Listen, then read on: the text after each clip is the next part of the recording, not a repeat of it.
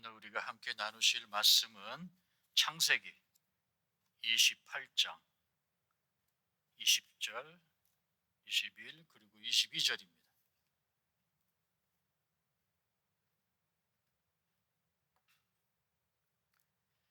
야곱이 소원하여 이르되 하나님이 나와 함께 계셔서 내가 가는 이 길에서 나를 지키시고 먹을 떡과 입을 옷을 주시어 내가 평안히 아버지 집으로 돌아가게 하시오면 여호와께서 나의 하나님이 되실 것이요 내가 기둥으로 세운 이 돌이 하나님의 집이 될 것이요 하나님께서 내게 주신 모든 것에서 10분의 1을 내가 반드시 하나님께 드리겠나이다 하였더라.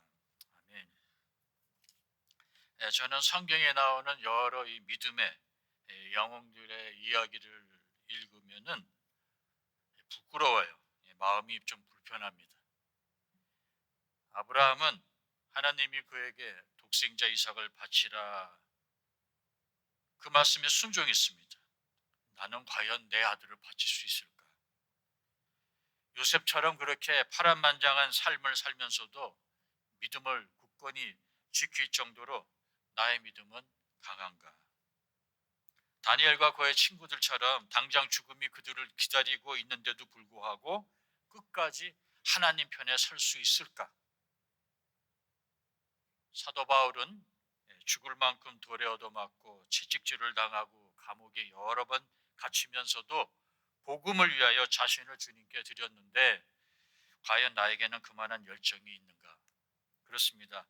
우리가 말로, 생각으로, 상상으로는 얼마든지 우리도 베드로처럼 주님을 위해서는 십자가에 거꾸로 달려 죽을 수 있을 것 같지만 그게 막상 그렇게 쉬운 것이 아니라는 것이죠. 그래서 성경에 소개된 믿음의 영웅들은 너무 믿음도 좋고 숭고하기 때문에 저는 솔직히 거리감을 느낍니다. 그들 앞에서 초라해져요. 그런데 그 중에 유독 야곱은 저의 마음을 좀 편하게 해줍니다. 공감대가 섭니다. 저런 야곱도 사랑하시는 하나님이시라면은 나도 끼어들 틈이 있겠다 싶어서 이 안도감을 회복하곤 합니다. 야곱은 철저히 자신이 원하는 것을 얻기 위해서는 수단과 방법을 가리지 않던 인물이었습니다. 자신의 이익을 위해서는 형도 속이고 아버지도 속이고 자신이 사랑하는 여인을 얻기 위해서 7년이 하루같이 느낄 정도로 본인의 꿈과 야망을 향해 열정적으로 달려가던 그런 사람이었습니다. 자신이 원하는 것을 얻기 위해서는 사람들뿐만 아니라 하나님도 자신의 삶에 끌어들여 하나님까지 이용하려던 기회주의자였습니다. 자신의 필요를 위해서는 하나님하고 협상도 하고 거래도 하고 때를 써서라도 원하고자 하는 것을 얻어내고야만은 아주 그런 계산적인 태도를 보였던 인물입니다. 그는 평생 자신의 방식으로 자신이 원하는 것을 얻어내며 살아온 자였습니다. 그래서 자신의 능력과 노력으로 어느 정도 자신이 세상을 통제할 수 있다고 믿었던 사람입니다. 부인할 수 없는 불편한 진실은 우리 모두 이 야곱과 너무 닮았다는 것입니다. 오늘 본문은 외삼촌 라반의 집으로 향하던 야곱이 베델에서 잠이 듭니다. 근데 꿈에 사닥다리가 나타난 겁니다. 그 꼭대기가 하늘을 닿았습니다. 가만히 봤더니 하나님의 천사들이 사자들이 그 위에서 오르락 내리락 하는 거예요. 그리고 저 꼭대기에서 여호와께서 말씀을 하십니다. 아침에 일찍이 깨어나서 자기가 베개로 삼았던 돌을 가져다가 기둥을 세우고 그 위에 기름을 붓고 여호와 게 야곱이 서원한 내용을 담은 대목입니다. 꿈에서 본 이 장면 때문에 그는 분명 감동을 받았습니다. 그러나 그 감동 안에는 계산이 있었습니다. 그래서 본문을 다시 읽어보면 하나님이 나를 지키시고 먹을 것과 입을 옷을 주시어 내가 편안히 아버지 집으로 돌아가게 하시오면, 요즘 말로 말하자면 나 잘 살게 해주면, 내 건강 지켜주시면, 똑같은 말입니다. 그렇게 해주시면 여호와께서 나의 하나님이 되실 것이요 내가 하나님을 섬기겠습니다. 내게 주신 모든 것에서 10분의 1을 내가 반드시 하나님께 드리겠습니다. 저를 물질적으로 축복해 주시면 제가 반드시 11조를 하나님께 드리겠습니다 하고 이런 약속을 하게 됩니다. 이건 하나님과의 거래입니다.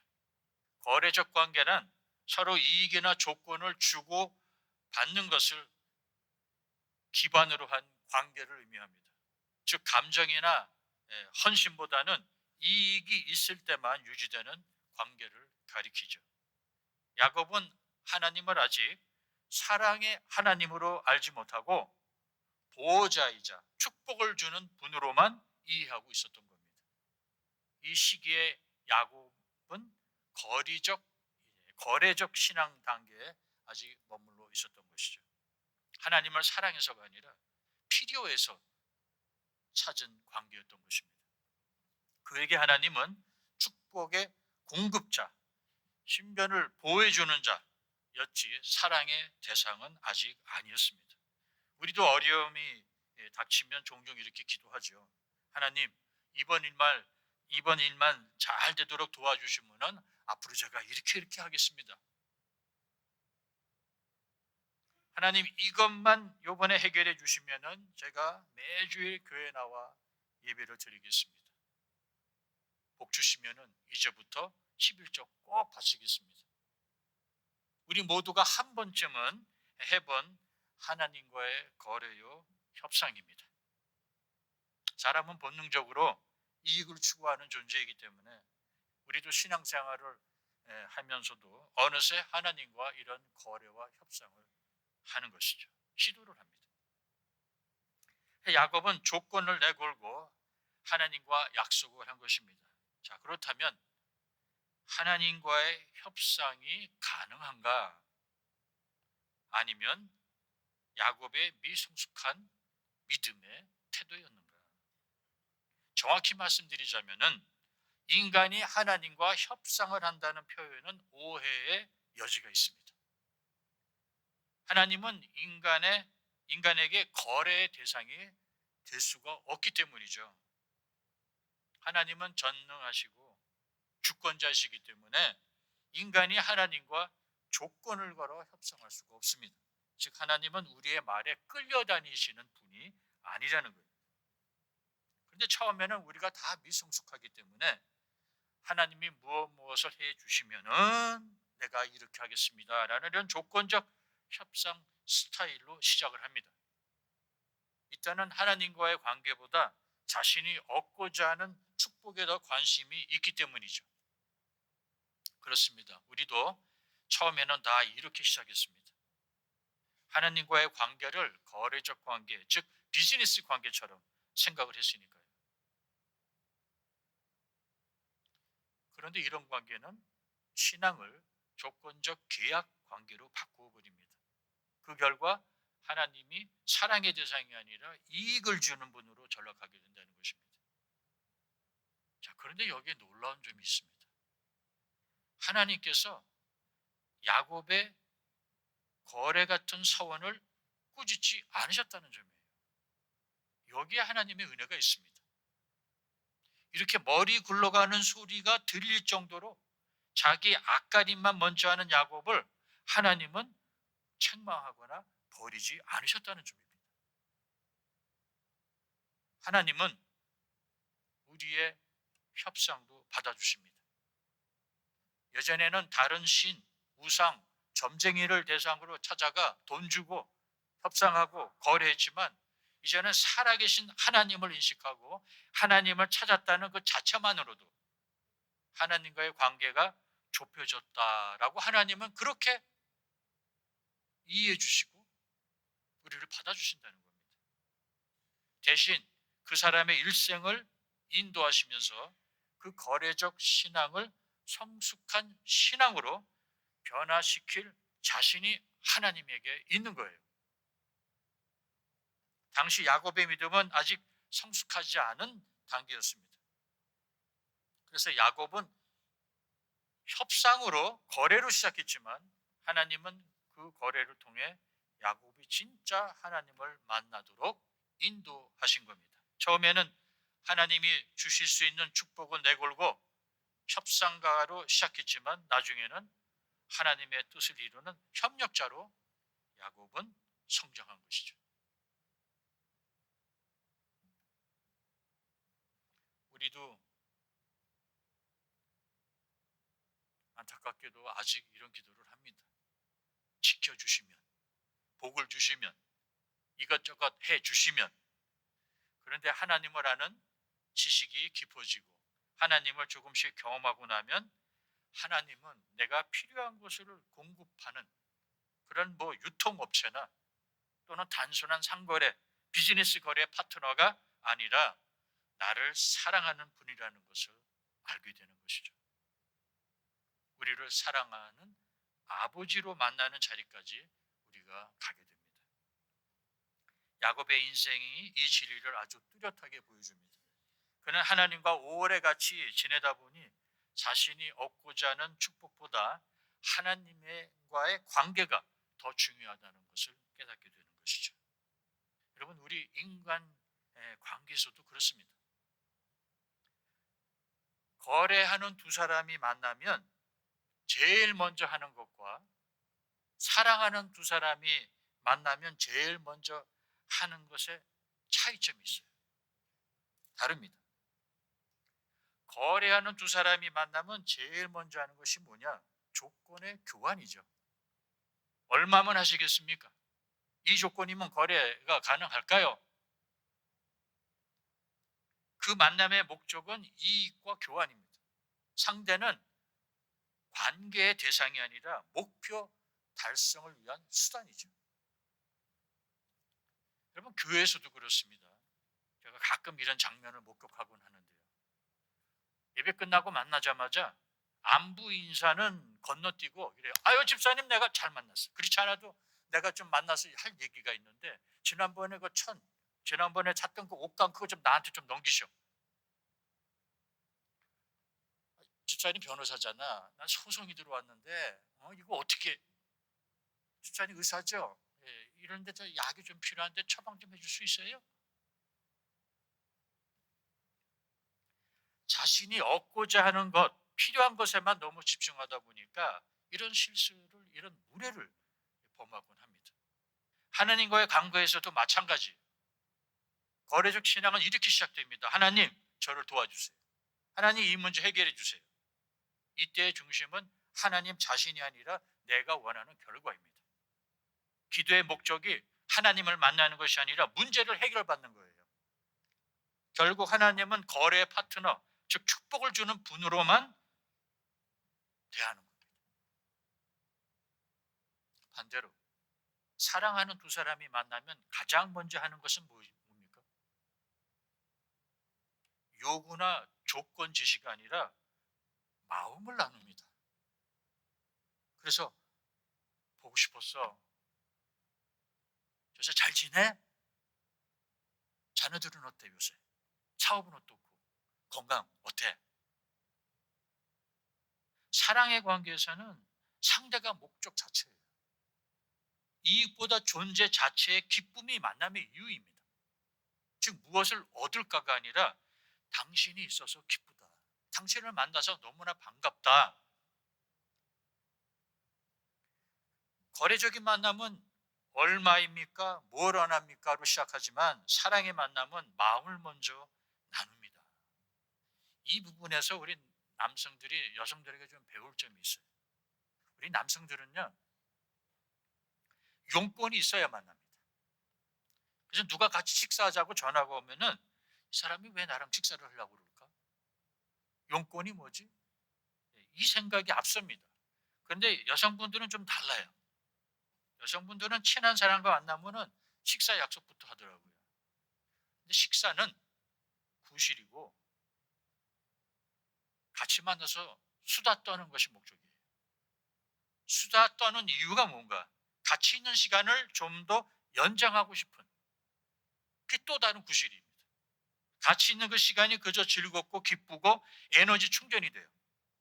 그래서 시시콜콜한 이야기에 웃고 떠들고 맞장구 치는 이유가 그저 같이 있는 그 순간이 좋기 때문이에요.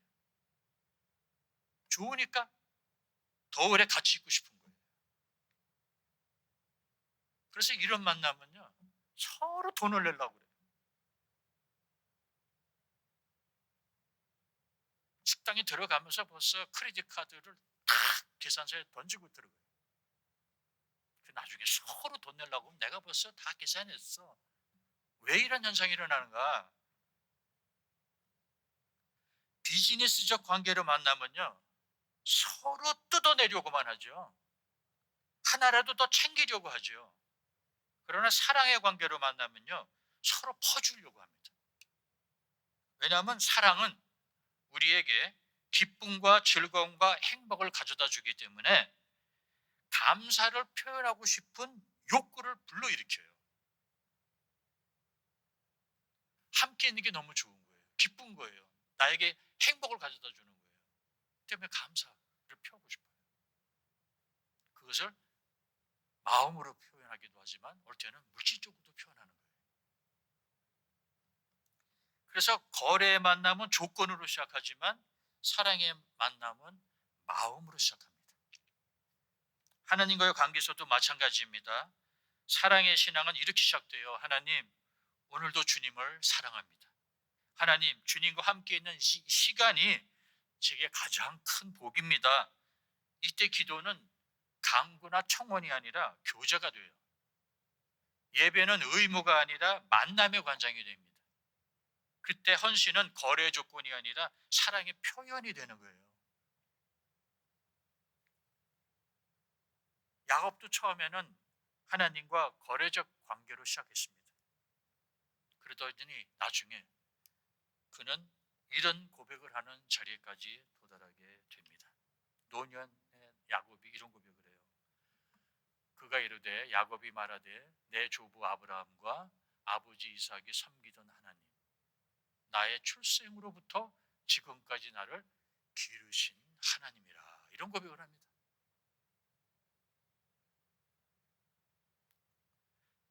다른 버전에는 나를 기르신 목자라고 번역이 되어 있어요. 노년의 야곱은 이제 하나님을 목자로 부릅니다. 그의 신앙 속에는 더 이상 거래나 조건이 없습니다. 내 조상 아브라함과 이삭이 섬기던 하나님, 나의 평생 동안 나를 기르신 부모와 같은 하나님, 지켜주시고 복 주시면 11조 드릴게요 하던 야곱이 이제는 여호와 하나님을 양을 기르는 목자, 보호하는 목자, 자녀를 기르고 양육하고 보호하는 부모라고 고백하는 단계에 이른 겁니다. 과거에 하나님을 조건의 대상으로 보았던 야곱이 이 고백 속에는 더 이상 거래나 조건이 없습니다. 이제 하나님은 그에게 비즈니스 대상이 아니라 아버지와 같은 사랑의 대상입니다. 그의 신앙이 바로 거래적 관계에서 사랑의 관계로 옮겨진 겁니다. 그리고 우리도 이런 단계까지 도달하게 될 것입니다. 야곱처럼 처음엔 우리도 하나님 이거 해주면 제가 이렇게 하겠습니다로 시작했지만 하나님은 결국 나는 너의 평생을 기르신 하나님이다라는 사랑의 관계로 우리를 이끌어 가신다는 거예요. 이것이 어느 유명한 목사님의 말에 의하면 하나님의 고집입니다. 사랑의 관계에서는 이익보다 존재가 중요하고 응답보다 임재가 중요하고 축복보다 주님 자신이 우리에게 복이 되는 것입니다. 그때까지 하나님은 우리를 이해해 주시고 인내하고 참아 주시고 기다려 주실 겁니다. 우리의 실수도 우리의 배신도 우리의 죄도 용서해 주시면서 언젠가는 우리가 하나님을 찾는 이유가 무엇을 얻기 위해서가 아니라 그저 보고 싶어서, 만나고 싶어서, 같이 있고 싶어서, 좋아서, 사랑해서 찾는 그 시간이 올 때까지 기다려 주실 겁니다. 협상에 손을 놓고 사랑의 손을 잡을 때까지 말이죠. 하나님이 그렇게 만드실 겁니다. 요즘 성도님은 하나님을 사랑해서 찾으십니까? 아니면 아직도 뭔가가 필요해서 하나님을 찾으십니까? 여러분, 자칫 한눈 팔거나 방심하면은 어느덧 하나님은 사랑의 대상이 아니라 필요에 의한 하나님으로 변해 있을 수 있습니다. 그래서 우리는 깨어 있어야 하는 것이죠. 그래서 잠언 4장 23절이 정금과 같은 진리입니다.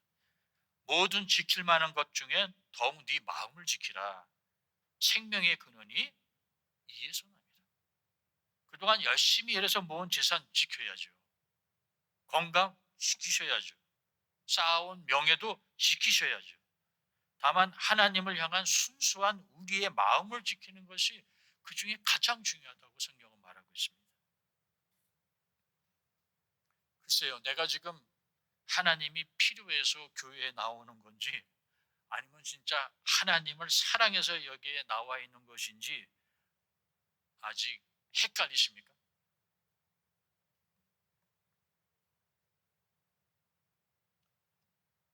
하나님과의 관계가 거래가 될 때 나타나는 증상이 하나 있습니다. 결과를 기준으로 하나님을 평가하기 시작한다는 거예요. 즉, 먼저 기도가 계산이 됩니다. 이렇게 오래 간절히 금식까지 하면서 기도했는데 왜 응답이 없지? 마치 하나님을 자판기 취급하는 거예요. 넣었으면 나와야 된다는 거죠. 헌신 역시 계산이 됩니다. 이만큼 했으니 이제는 하나님이 알아줄 때가 됐는데 헌금도 계산이 되죠. 이만큼 헌금했으면 사업이 잘 되고 부자가 되어야 되는데 왜 아무 소식이 없지? 여러분, 슬롯 머신 아시죠? 도박기계. 거기다 동전을 한참 넣다 보면요, 한 번 정도는 터질 때가 와요. 이런 생각을 가지고 우리가 하나님께 물질을 드린단 말이에요. 이 정도 내가 드렸으면 이제 한 번은 터질 때가 됐는데 사업이 꽉 정말 그래서 한 보따리 줄 때가 됐는데 왜 안 되지? 이게 안 되니까 어떻게 됩니까? 실망을 하죠. 하나님께 실망하죠. 사랑이 아닌 바로 이 보상 심리로 하나님과 교회를 대하게 됩니다. 그러다 보니 예배가 감동이 없는 거예요. 여러분, 우리는 하나님을 거래로 만나는 것이 아니라 사랑의 관계로 만나야 합니다. 지금 당장은 잘 안 되지만 우리는 모두 그런 사랑의 관계로 초청받은 자들입니다. 여러분, 하나님이 세상을 이처럼 사랑하사라고 시작했죠. 하나님과 우리의 이 러브 스토리는 이렇게 시작된 거예요. 모든 것을 사랑으로 시작하신 하나님은 우리도 하나님을 사랑해 주기를 바라고 있습니다. 하나님은 거래가 아닌 관계, 이익이 아닌 사랑을 원하신다는 것입니다. 요한복음 21장은 부활하신 예수님이 베드로에게 하신 세 번의 질문으로 유명하죠. 요한의 아들 시몬아, 네가 나를 사랑하느냐? 예수님은 베드로에게 너는 나를 따르겠느냐? 너는 나를 섬기겠느냐? 너는 나를 위해서 얼마나 열심히 봉사하겠느냐? 이렇게 묻지 않으셨어요. 오직 한 가지예요. 사랑하느냐? 나를 사랑하느냐? 사랑하느냐만 물으셨습니다. 사역도 좋고 봉사도 좋고 열심도 좋은데 사랑이 먼저라는 것을 예수님은 베드로에게 주립시키신 거예요. 고린도 13장이 그 사랑 말입니다. 무엇을 해도 사랑이 없으면 아무 유익이 없다는 그 사랑, 그 말씀과 일치합니다. 우리가 하나님을 사랑할 때 예배가 살아나고 기도가 진실해지고 섬김이 기쁨이 되는 겁니다. 오늘 이 예배 시간에 우리는 하나님께 이렇게 고백해야 돼요. 주님, 오늘 저는 주님과 거래하러 온 것이 아닙니다. 주님을 사랑하러 왔습니다. 그럴 때 우리의 신앙은 비즈니스 신앙이 아니라 사랑의 신앙으로 회복되는 겁니다. 이번 주에 여러분 기도하실 때도 마찬가지예요. 습관적으로 저도 그렇지만 딱 고개 숙이고 기도하면 뭐뭐 해주세요부터 시작해요. 이번 주는 우리가 내가 주님을 사랑합니다. 제가 주님 앞에 지금 혼자선 이 기도의 시간 저 너무 좋습니다. 그렇게 고백부터 하신 다음에 간구를 할 수도 간구를 하시기 바랍니다.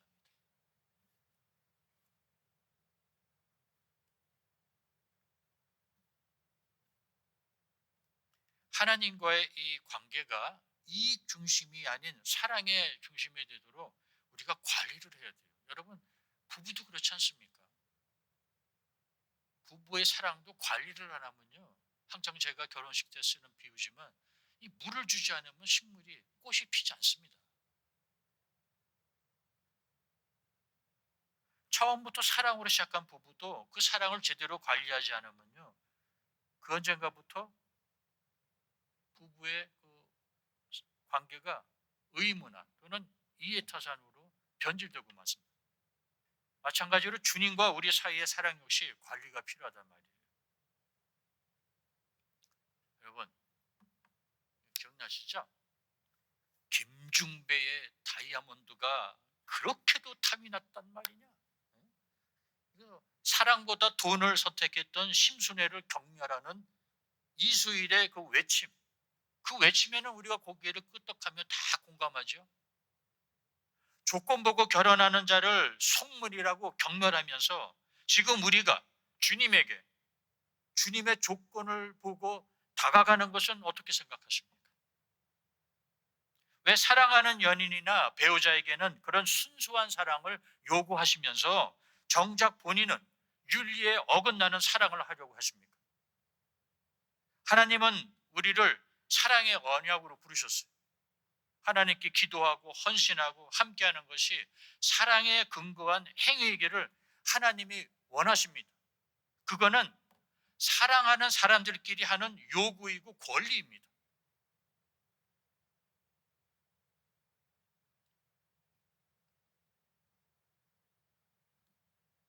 우리가 예배하는 이유도, 섬기는 이유도, 헌신하는 이유도 사랑하기 때문에 해야 되는 거예요.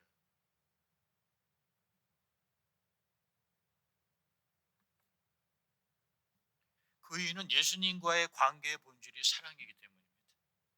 그래서 율법의 가장 큰 계명은 무엇입니까? 라고 예수님께 물어봤을 때 예수님이 뭐라고 말씀하셨어요? 열심히 봉사하라고 그랬습니까? 열심히 기도하라고 그랬습니까? 성경을 줄줄 외우라고 그랬습니까? 그게 제일 큰 계명이라고 말했습니까? 아니에요. 예수님은 뭐라고 말씀하셨어요? 하나님을 사랑하라. 하나님만 우리를 짝사랑하도록 내버려 두는 것이 아니라 우리도 하나님을 사랑해야 된다고 예수님께서 말씀하신 겁니다. 야곱이 그렇게 변했던 우리도 하나님을 사랑으로 만나는 성숙한 신앙으로 나아가야 됩니다. 그럴 때 우리의 예배가 회복이 되고 기도가 깊어지고 그리고 봉사와 헌신이 기쁨이 되는 거죠. 자, 그러면은 또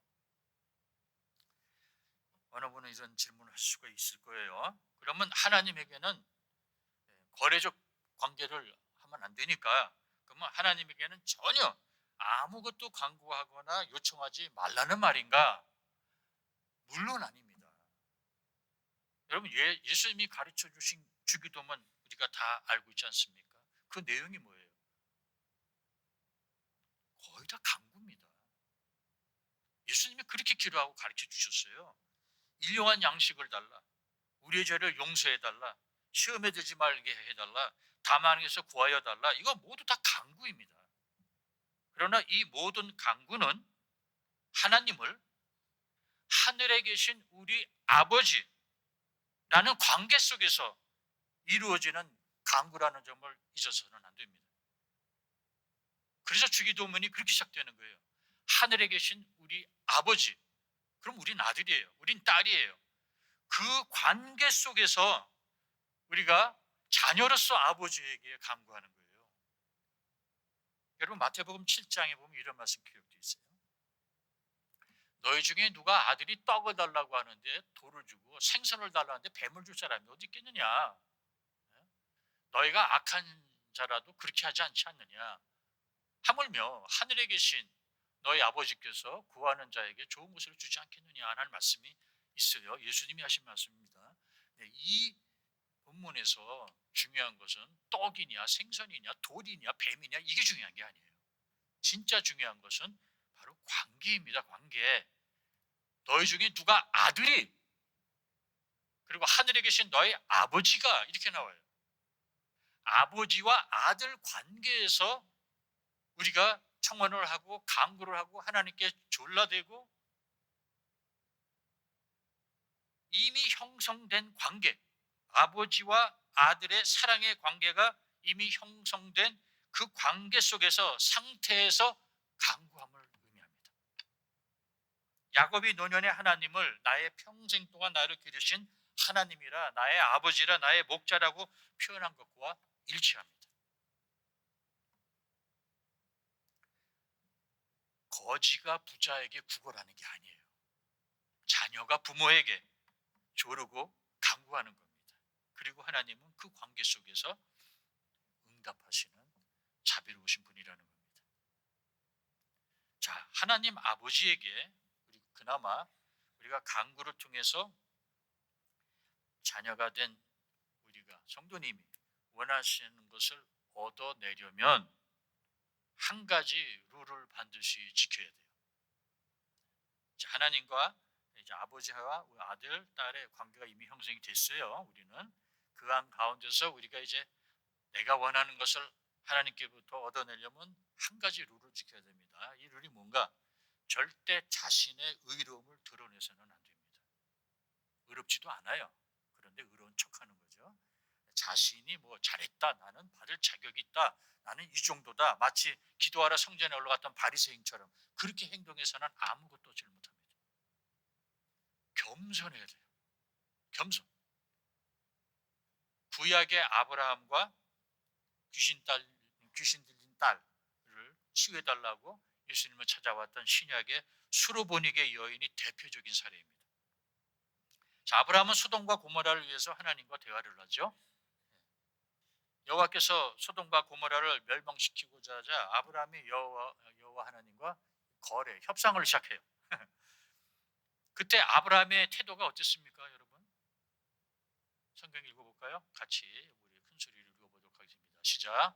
아브라함이 대답하여 이르되 나는 티끌이나 재와 같사오니 감히 주께 아뢰나이다. 자신을 바싹 낮추고 하나님께 겸손한 자세로 간구하는 모습을 우리가 발견해요. 나는 티끌이다. 나는 재와 같다. 먼지라는 거예요. 먼지와 같은 내가 감히 하나님께 아뢰에게 이렇게 그는 하나님 앞에 다가갑니다. 예수님은 수로보닉의 이방 여인에게 뭐라고 그랬습니까? 자녀의 떡을 개에게 주지 않는다. 그 당시 유대인들은 생각하기를 이방인은 하나님의 축복을 받을 자격이 없다고 믿고 있었어요. 그래서 예수님은 사실 그 여인보다 옆에 있는 제자들의 그릇된 사고방식, 그 방식에 전곡을 찌른 거예요. 너희들이 지금 그렇게 생각하고 있지? 자녀들에게 떡을 준다라는 예수님의 말씀에 이 여인은 오히려 한 줄기의 희망의 빛을 발견합니다. 자녀에게 먹을 것을 주시는 주님, 그렇다면은 그 집에는 먹을 것이 풍부하다는 거예요. 그리고 그 집이 기르는 개에게도 먹을 것을 주실 것이라는 기대, 희망, 바로 이것을 그녀가 붙잡은 거예요. 은혜의 찌꺼기라도 좋으니, 남이 먹다가 흘린 은혜의 부스러기라도 좋으니 그 은혜를 달라고. 그래서 여자가 대답해야 이르되 뭐라고 그럽니까? 주여, 올소이다마는 개들도 제 주인의 상에서 떨어지는 부스러기를 먹지 않습니까? 이게 무슨 말입니까? 네, 맞습니다. 저는 하나님의 축복을 받을 만한 자격이 없습니다. 다만 은혜를 구합니다. 은혜를 구합니다. 이게 여인의 신앙 고백이었었어요. 은혜가 뭐예요? 은혜를 우리가 어떻게 정의를 내리죠? 은혜? 자격이 없는데 받는 선물. 이게 은혜죠. 이 여인은 은혜가 뭔지를 알았어요. 나는 죄인이라 너무 더러워서 받을 하나님의 은혜 축복을 받을 자격은 없지만 하나님은 자비로운 분이 아니십니까? 그래서 그 은혜를 그것도 부스럭이라도 좋으니 찌꺼기라도 좋으니 저에게 좀 주시옵소서라고 이렇게 바싹 엎드려서 하나님께 다가간 거예요. 그러자 예수님이 그 말을 들으시고 감동을 하셔요. 그래서 마태복음에 보니까 여자여 네 믿음이 크다. 이 말로 인하여 네가 돌아가라. 귀신이 네 딸에게서 나갔느니라. 주님이 높게 평가한 것은 두 가지입니다. 첫째, 그녀의 겸손이에요. 겸손한 말로 주님의 마음을 움직인 여인이었습니다. 그리고 그 겸손을 주님께서는 믿음이라고 간주하신 거예요. 이 여인은 자신을 상 아래의 개로 표현합니다. 이것은 단순히 자기 비하가 아니라 하나님 앞에 선 자신의 위치를 정확히 인식한 겸손이에요. 여인이 자신을 개라고 하고 아브라함은 자신을 티끌이나 재와 같다고 하면서 감히 죽게 아랜다고 하나님 앞에 바싹 엎드린 그 겸손함. 그리고 하나님은 항상 변함없이 겸손한 죄인에게 은총을 베푸십니다. 그래서 잠언 3장 34절에 보면은 진실로 그는 거만한 자를 비웃으시며 겸손한 자에게 은혜를 베푸신다라고 기록되어 있어요. 이것이 바로 하나님 앞에서의 성숙한 신앙, 협상이면 협상이, 거래이면 거래입니다. 자신의 자격이 아니라 하나님의 자비에 근거한 강구. 이게 믿음에서 나온 겸손입니다. 그래서 첫째, 하나님 아버지께 간구할 때는 겸손하게 나아가셔야 됩니다. 두 번째는 간절함입니다. 하나님의 은혜를 간절히 간구하는 태도가 있어야 됩니다. 근데 많은 세상 사람들이요, 하나님의 은혜 없이도 잘 살 수 있다고 믿고 살아요. 하나님의 은혜를 무시하고 과소평가하고 불필요한 요소로 생각을 합니다. 그냥 있어도 그만, 없어도 그만. 그러나 이 여인은 절박함, 간절함에 근거한 담대함으로 주님께 나아간 거예요. 마치 에스더가 절박한 상황에서 왕에게 이스라엘 백성을 위하여 담대히 나간 것과 같습니다. 믿음의 강구는 당돌함이 아니라 담대함입니다. 그래서 히브리서 저자는 우리에게 오히려 담대히 하나님께 도움을 청하라고 권장하죠. 히브리서 4장 16절에 있는 말씀 제가 읽어드립니다. 히브리서 4장 16절에 그러므로 우리는 불쌍히 여기심을 받고 때를 따라 도우시는 은혜를 받기 위하여 이렇게 나와 있어요. 우리를 불쌍히 여기시고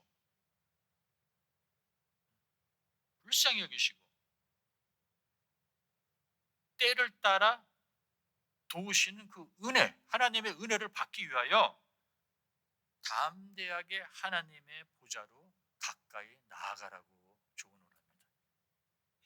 어떤 은혜요?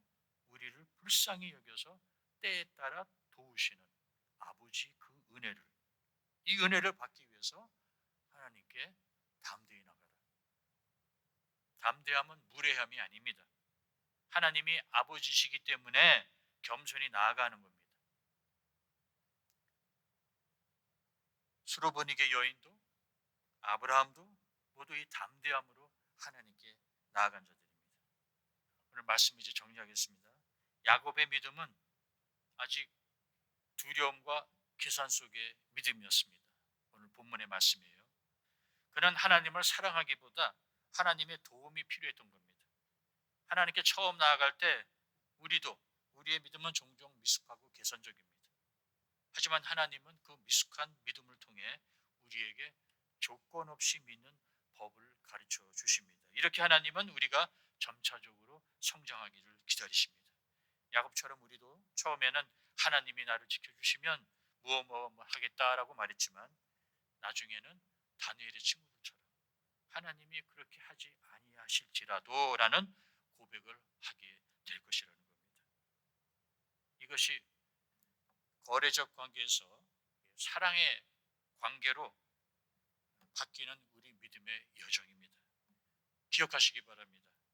하나님은 우리가 거래할 뿐이 아니라 우리가 사랑해야 할 뿐입니다. 이 말씀 생각하면서 우리 찬송가 314장 함께 부르도록 하겠습니다. 짧아요. 내 구주 예수를 더욱 사랑. 1절, 2절, 3절 함께 부르겠습니다.